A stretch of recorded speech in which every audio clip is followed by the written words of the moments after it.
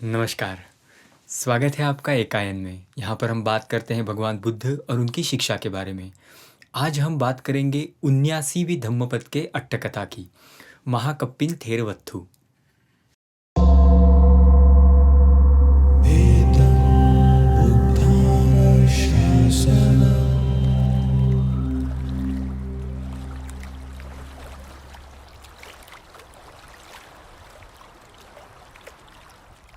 तो महाकप्पिन की ये कथा भगवान ने जेतवन में रहते हुए एक गाथा कही, उसके उपलक्ष्य में आती है।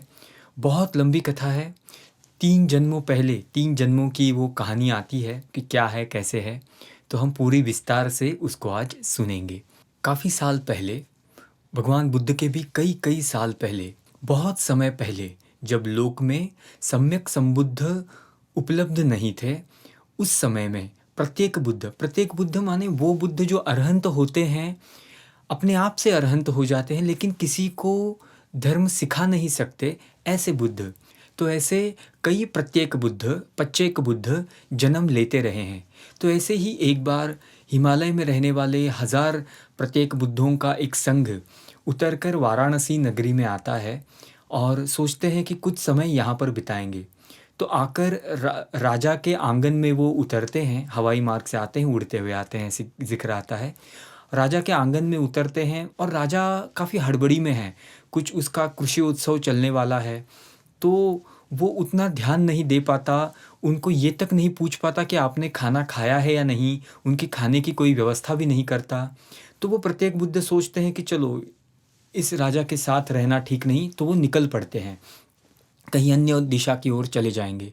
तो किसी अन्य दिशा की ओर जाते हुए, एक रास्ते से जाते हुए, एक जुलाहे की समूह में रहने वाली एक स्त्री, जुलाहे के प्रमुख की पत्नी, उनको मिलती है रास्ते में।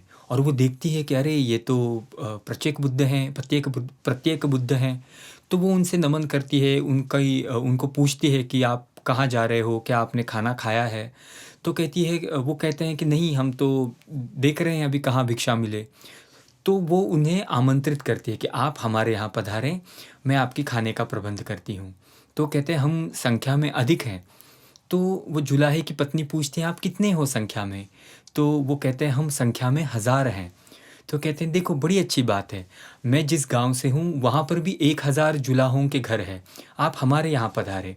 तो 1000 जुलाहों के घर में वो जाती है और हर एक के घर जाकर कहती हैं कि देखो मैंने ऐसा ऐसा आमंत्रित किया है प्रत्येक बुद्धों को, आप एक एक बुद्ध को खाना परोसने की व्यवस्था करें। तो यूं एक एक प्रत्येक बुद्ध प्रत्येक घर में जाकर खाने का लाभ लेते हैं। और फिर वो उन्हें पूछती हैं कि आपका क्या कार्यक्रम है, क्या करने वाले हो। तो कहते हैं कि हम किसी उचित स्थान पर 3 महीने का वर्षावास करेंगे।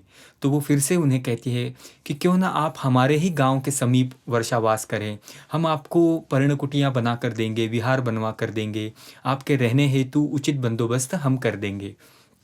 तो यूँ फिर से गाँव वालों को लेकर एकत्र करके उन्हें कहती है कि देखो आप हर एक प्रत्येक बुद्ध के लिए एक एक पर्णकुटी बनवा लीजिए।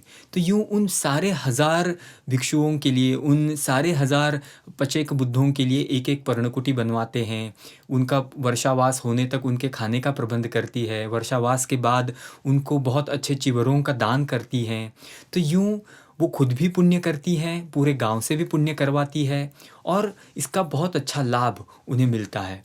और फिर समयोपरांत उनकी च्युति होती है, अच्छे अच्छे जन्म लेते हुए।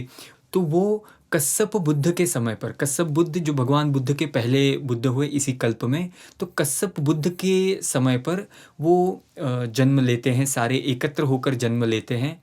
एक साथ ही वो देवता बनते हैं, एक साथ ही वो फिर कश्यप बुद्ध के समय जन्म लेते हैं और वहाँ पर भी एक साथ ही वो बुद्ध के दर्शन के लिए जाते हैं। तो वहाँ पर एक अलग कहानी आती है सामने। ये एक जन्म की कहानी हुई, अब ये दूसरे जन्म की कहानी। वहाँ हम देखते हैं कि जब वो भगवान कश्यप बुद्ध से मिलने जाते हैं तो सारे संघ मिलकर गया है। 1000 जुलाहों का, पहले के जन्म के जुलाहे अभी जो हैं वो सेठी बने हैं।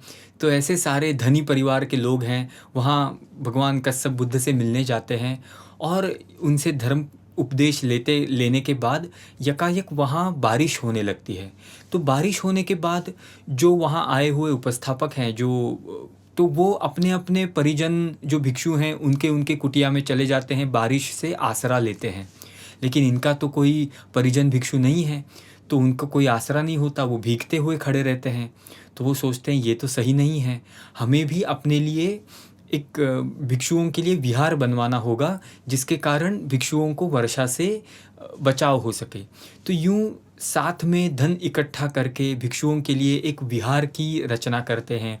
धन में कुछ कमी आती है तो फिर से वो दान देते हैं और फिर से वो मतलब धन का व्यय करके बहुत अच्छा विहार वहाँ बनवाते हैं।